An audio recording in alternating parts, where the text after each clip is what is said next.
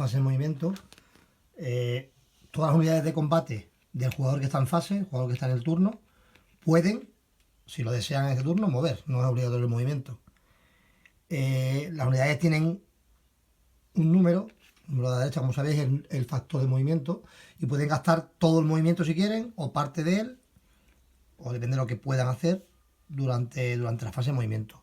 Existen tres tipos de movimiento. El movimiento normal, que es mover el número de hexágonos que te marca la capacidad de movimiento de la ficha.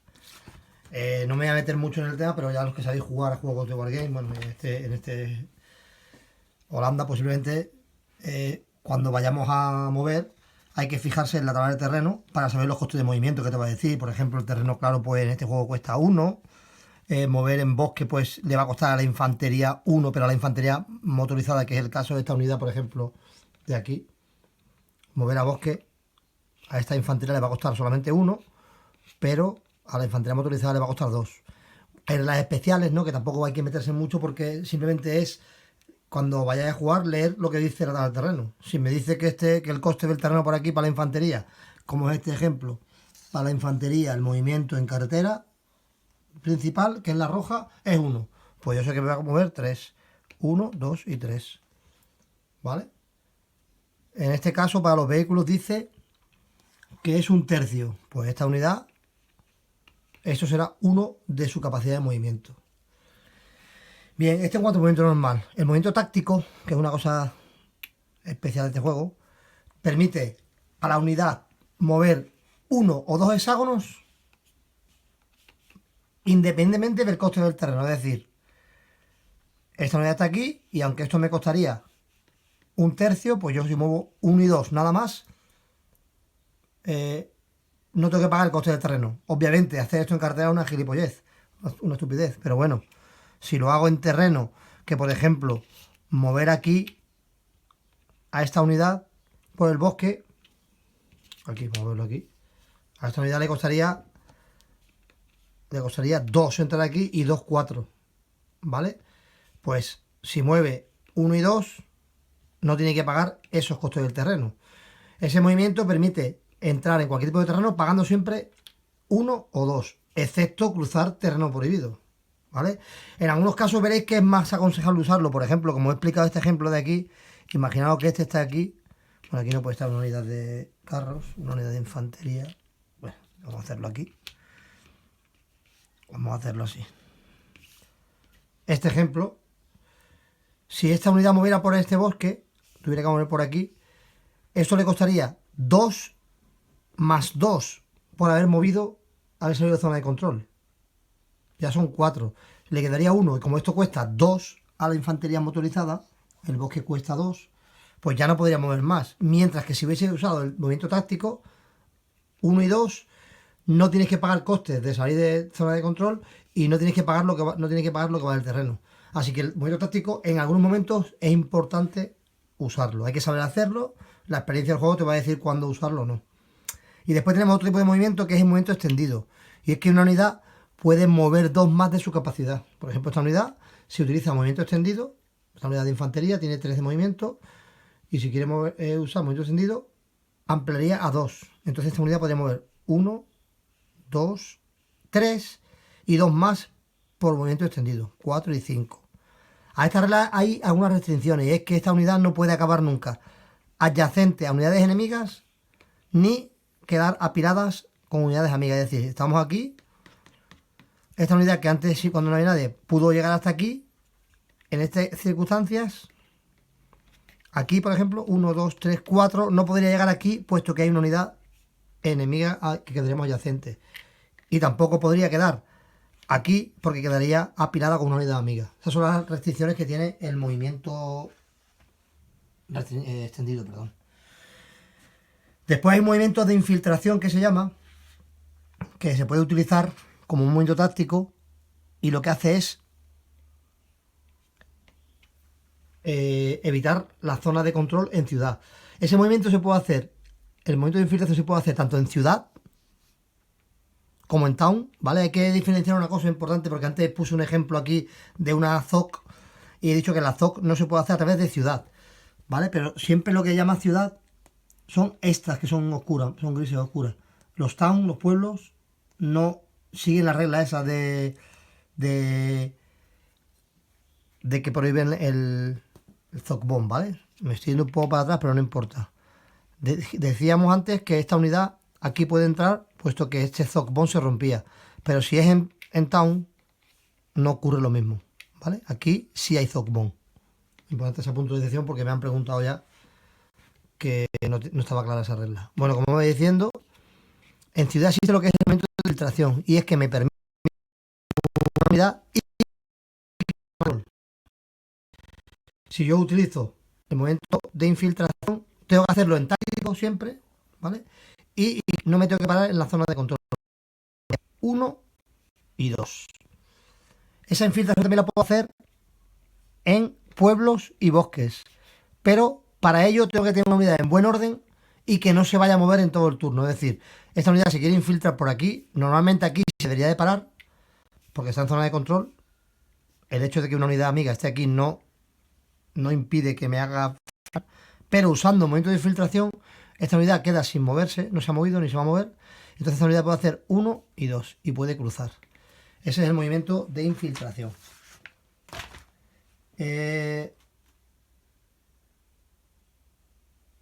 Y ya hablando de temas de costes de terreno, hay bastantes reglas especiales, como he dicho, como lo de pagar, por ejemplo, una unidad de infantería que mueve por 3 hexágonos seguidos de bosque. Vamos a poner un ejemplo aquí en el norte.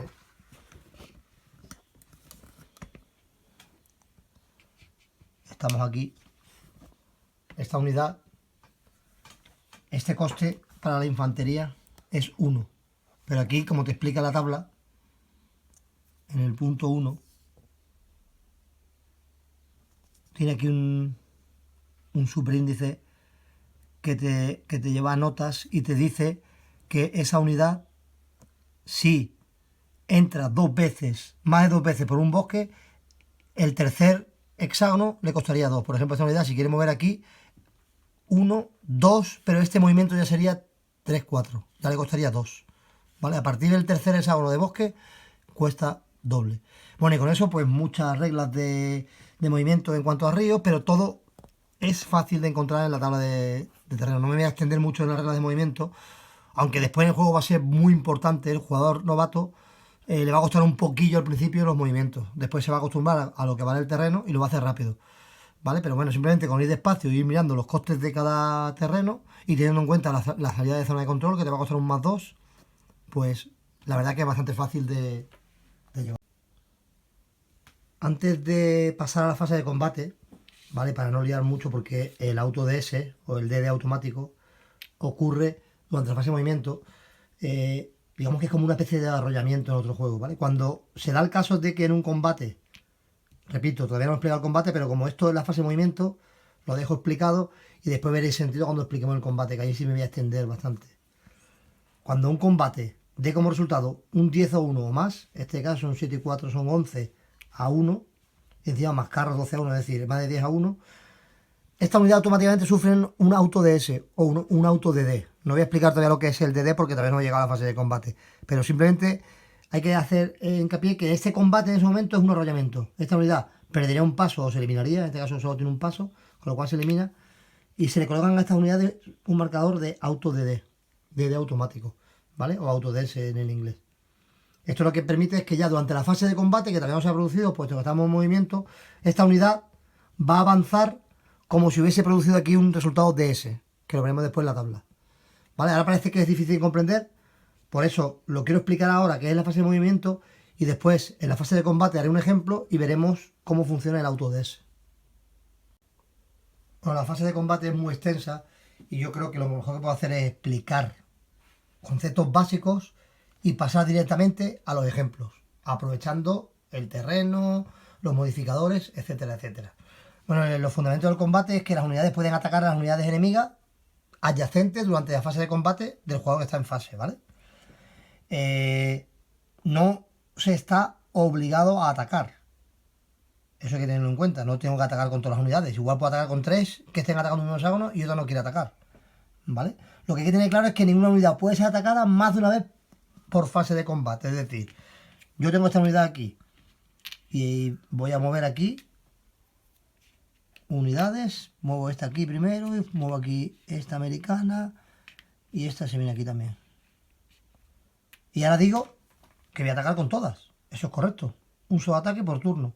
Lo que no puedo hacer es decir que voy a atacar con ese apilamiento, ataco, no me ha salido bien, ahora ataco con esta. Eso es inviable, eso hay que tenerlo muy, muy en cuenta.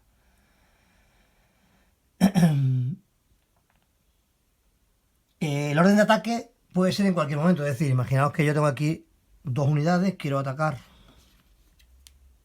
pues yo puedo anunciar que ataco primero aquí, o que todas atacan aquí, o que esta ataca aquí y esta ataca aquí, y el orden que yo quiera. ¿Vale? No estoy obligado a hacer un ataque por ningún tipo de orden. Combates en múltiples hexágonos. Bien. El atacante puede atacar solo a un hexágono a la vez. No puede atacar a 2 hexágonos en un único combate. Eso es fácil de entender. Es decir, aquí tengo 2 unidades y tengo este stack. Este stack ataca a este o a este. No puede atacar a este y a este a la vez. Bastante sencillo de entender. La unidad o apilamiento defensor puede ser atacada desde hasta 6 hexágonos adyacentes diferentes, ¿vale? Eso también es bastante fácil. Esta unidad la puedo rodear y atacarla por todos los flancos, ¿vale? En este ejemplo que tengo aquí, no podría atacar por aquí, puesto que este sitio he elegido un hexágono en el cual uno es impasable. Por aquí, de aquí a aquí no podría atacar, pero sí podría atacar en estos 5 hexágonos, ¿vale? Bien. Las unidades en el mismo hexágono pueden atacar a defensores adyacentes en diferentes hexágonos, siempre que cada ataque se lleve a cabo por separado. Es decir, yo tengo aquí este apilamiento, tengo aquí ingeniero, y tengo aquí una unidad y aquí tengo otra. Pues yo puedo decir que el carro, que esta unidad de este batallón de vehículos de Cromwell, ataque aquí y que la infantería paracaidista ataque allí, o al revés, ¿vale? Ninguna unidad puede dividir su factor de ataque para atacar un segundo hexágono en un ataque separado. Es decir, yo no puedo decir que esta unidad va a atacar con 4 aquí y con 3 aquí. Eso no puede ser. Sí puedo dividir, como he explicado antes, los combates. Este ataca uno, este otro, pero tiene que ser con su factor completo. A diferencia de otro sistema de juego que dice aquí la regla, ¿vale? Las unidades atacantes no están obligadas a atacar a alguna o todas las unidades defensoras adyacentes, ¿vale? Aquí, si yo quedo adyacente aquí en el juego, pues no estoy obligado. Simplemente mejor lo quiero hacer para pararla porque estoy defendiendo, o hacer que si se está retirando después de tener que pagar un penalizador para salir de zona de control, etcétera, etcétera. Pero en ningún momento me obliga a atacar. Vamos con el procedimiento de combate.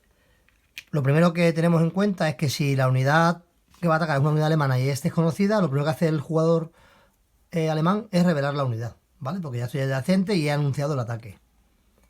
Lo siguiente que se hace es comparar el factor de ataque combinado de esta fuerza, por ejemplo 7 y 3, 10, esta no suma nada, y se suman con esta unidad de aquí.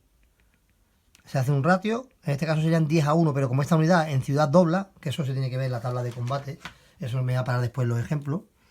En el pueblo, por ejemplo, los defensores doblan, ¿vale? Excepto los vehículos. Como esta unidad es de infantería, doblaría, es decir, sería 10-2, sería un 5-1, ¿vale? Con lo cual, lo que se hace es expresar una comparación de preparación numérica.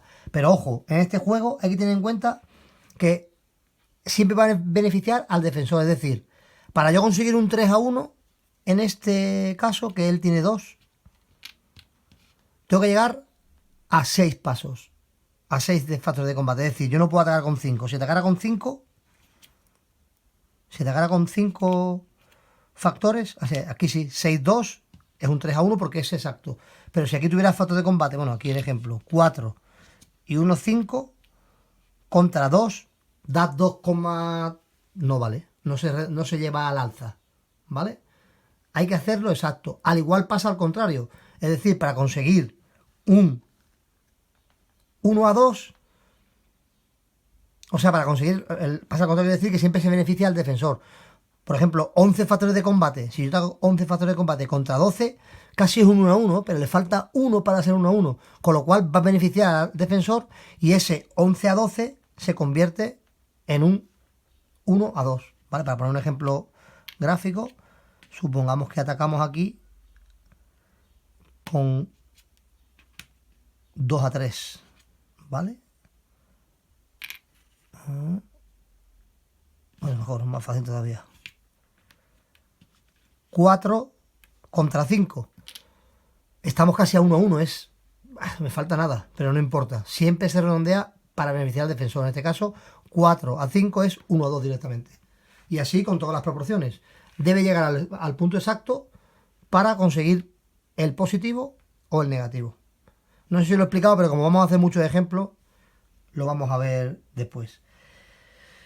Hay que tener perdón, en cuenta saltos de columnas por modificadores, que lo que voy a hacer va a ser hacer ejemplo de todos los combates para que sea más fácil este tema, que es bastante tedioso, y haciendo ejemplos creo que es la mejor forma de aprender a hacer los combates. Antes de empezar con los ejemplos, hay que tener en cuenta que el juego me va a dejar unas proporciones mínimas y unas máximas. Es decir, todo combate que sea menor de 1 a 3 para el atacante no se puede realizar. Y lo que pase de 7 a 1 va a ser siempre 7 a 1. Es decir, 8 y 9 a 1 va a ser 7 a 1. Acordaos que el 10 a 1 es un auto DS, que es una regla especial, como una especie de reglamento. Así que tened en cuenta eso. Lo que pase, lo que sea 8 o 9 a 1, se va a tirar en la columna del 7 a 1. Y lo que sea menor de 1 a 3 no se puede realizar el ataque.